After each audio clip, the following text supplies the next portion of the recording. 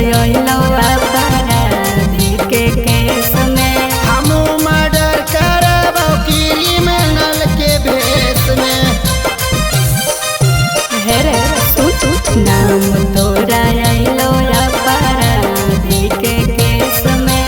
हम मर्डर करबो क्रिमिनल के भेष में। काम तोरा देख के हम डर गेल हियो। अकेले पूरा बिहार में गद्दार कैले हिया। पटना में 4 गो मर्डर कैले हिया।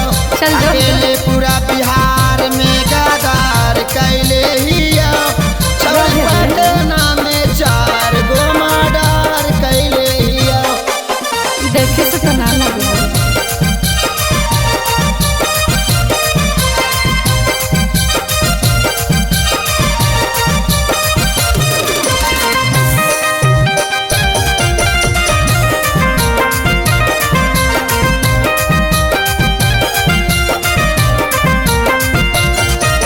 फंस जमी झमेल में छोड़ा तोरो पता हो।